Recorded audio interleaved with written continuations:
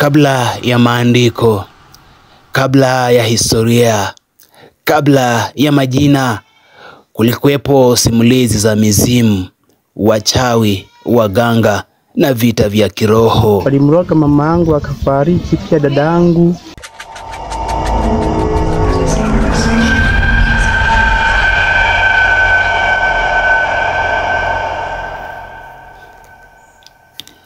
Katika giza la usiku, wakati mbalamwezi ikijificha nyuma ya mawingu meusi, sauti zisizo na mwili huimba. Viumbe vya kivuli hutembea, na mwanadamu hujifunika blanketi la hofu. Hii ni hadithi ya uchawi barani Afrika. Hadithi ya damu, uchawi na mizimu inayonong'ona katika sauti, katika matawi ya miembe.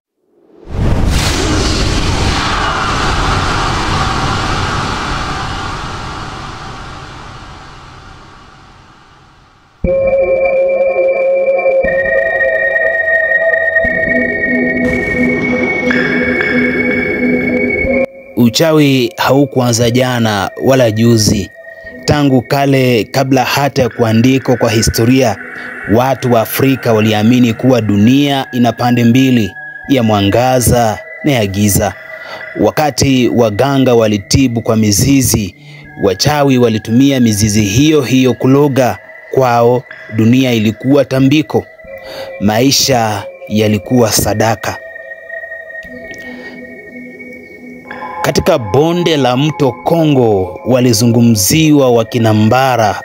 Hawa walidaiwa kuruka usiku, kuingia ndoto za watoto na kuiba nafsi zao. Hata nchini Ghana kulikuwa na hadithi za Obayifu. Huyu ni mchawi mmoja aliyenyonya damu ya watoto kupitia ndoto. Katika milima ya Usambara huko Tanzania, wachawi walidaiwa kutumia mafuta ya binadamu waliowawa kama mafuta ya kuruka usiku.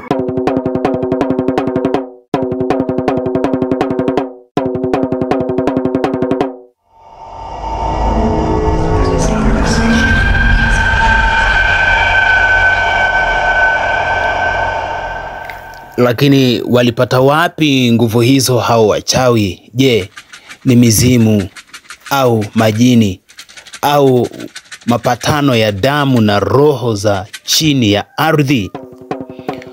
Wachawi wengi huaminika kupewa nguvu za babu wa ukoo aliyezikwa na chuki au tamaa. Wengine hufanya mikataba ya siri, hukutana usiku wa manane katika mashamba yasiyo na watu, hukata kuku mweusi na kutoa kiapo kwamba nitakula damu ili nipate nguvu. Kuna walioamini wachawi hupata nguvu kwa kula viungo vya mwanadamu kama vile moyo, ulimi au hata macho, na wengine hutumia viungo vya wafu. Kwa mfano, wao hutumia mfupa wa kichwa au udongo wa kaburi kama dawa ya kuona yasiyoonekana.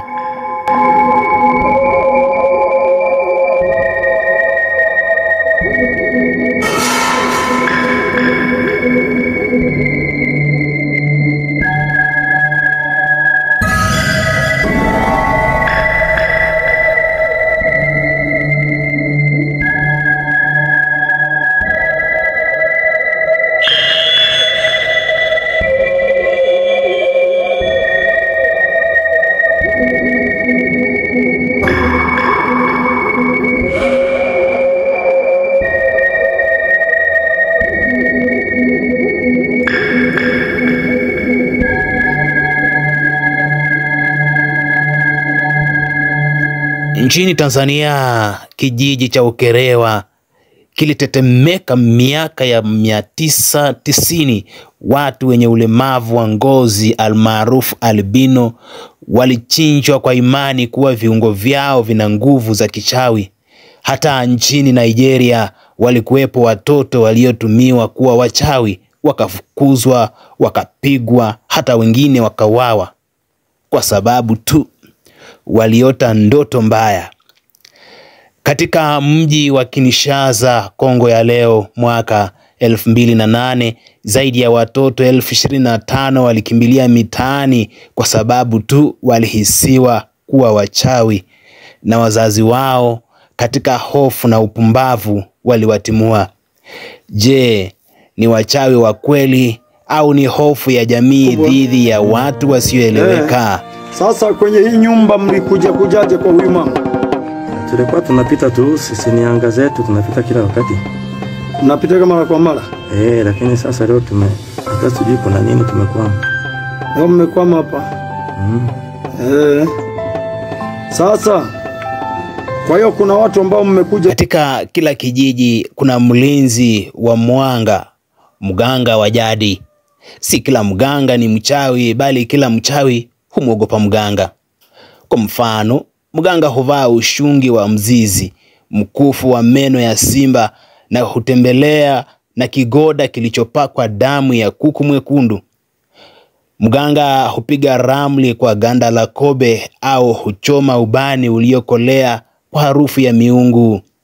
Katika vita visivyoonekana, mganga hufuatilia kivuli cha mchawi, huvunja hirizi za giza na wakati mwingine humuita mchawi hadharani na kuona, uliyejitanda kivuli leo linakumulika.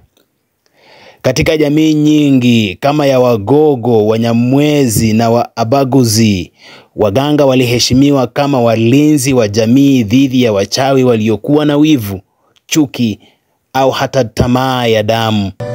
Na kuna njia hiyo, lakini pia kuna njia ambayo tunaweza tukawatengeneza tu wakaondoka. Wakishaenda, wakifika majumbani kwao wanaugua, wanakufa. Kwa unataka kuwaua au unawachia tu wawe free?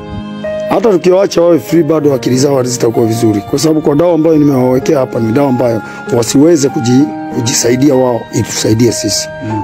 Sisi ambao tuko hapa tunatazama. Na hii ndio kazi ambayo mimi ninayo. Na kusema ukweli kwamba mimi mambo ya mazindiko, natengeneza vizuri mno. Kamata mara nyingi na wakamataga wachawi. Karne ya 19 ilipoingia, pamoja na meli za wakoloni, walifika wamishenari wakashika Biblia na kusema uchawi ni dhambi, wachawi ni wa kuangamizwa. Lakini si wachawi pekee waliogopa, hata waganga wa jadi walikemewa. Hawa walihesabiwa wote kuwa ni wachochezi wa nguvu za giza. Baadaye serikali nyingi zilipitisha sheria kama vile sheria ya uchawi ya Kenya ya mwaka 1925. Hii ilipiga marufuku utabiri, hirisi na hata maonyesho ya kupambana na wachawi. Kumeota mti ambao ndio makao makuu ya wachawi Tanzania nzima. Lakini je, sheria iliua wachawi? La hasha.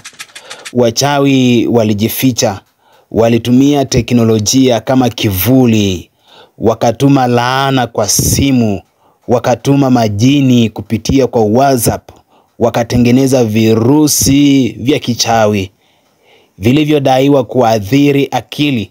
Katika nchi kama Afrika Kusini, imani za sangoma bado zimesheheni, huku wachawi wakitajwa hata katika siasa. Kwamba eneo hilo ni makao makuu ya wachawi Tanzania na kuna maisha mengine ambayo si ya kawaida. Walikuwa wachawi wengi zamani, walimroga mama yangu akafariki, pia dada yangu, pia kaka yangu kafariki. Zamani walikuwa mwana Marundi, mwana Mabula, wengi tu zamani. Ukikutana na mchawi mchana anakuwaga ni maskini sana. Lakini je, uchawi upo kweli au ni kivuli cha hofu tuliorithi kutoka kwa wazee? Wataalamu wa saikolojia wanasema uchawi ni taswira ya hofu ya jamii isiyoweza kueleza majanga kwa njia ya kisayansi.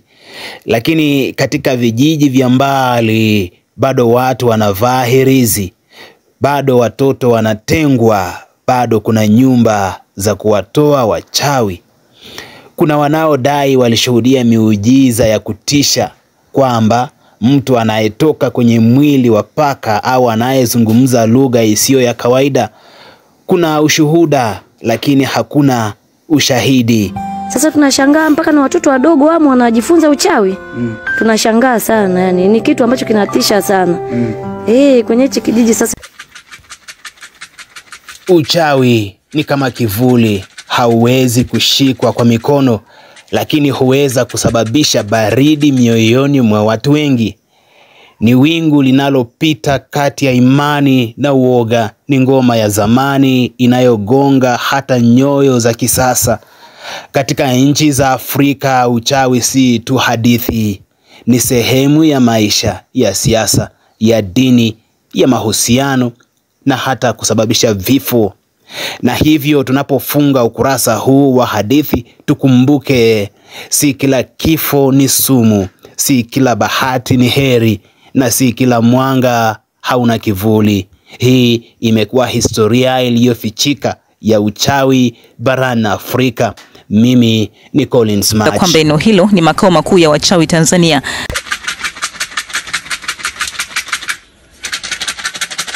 Bao ndio makao makuu ya wachawi Tanzania nzima, wanakutana hapa mara moja kwa mwaka kwa ajili ya kuweza kujadili masuala yao ya kichawi. Na huku mnatafuta nini? Tulikuja kwenye sherehe. Kwenye sherehe ya wapi? Tuliambiwa kuna mkutano huko kwa nani? Kwa wakubwa. Na huyu kijana huyu anayeonekana msukule mmemtoa wapi? Huyu tulitumwa, kumbe tulimfanyia kitu kimakosa tu. Hakuwa yeye, sasa tulimchukua kwenda kulima na kwenda kusaidia kwenye kazi ya uvuvi. Fanya. Ukikutana na mchawi mchana anakuwa ni maskini sana, lakini usiku ni matajiri sana. Nilimroga mama yangu akafariki, pia dada yangu, pia kaka yangu akafariki.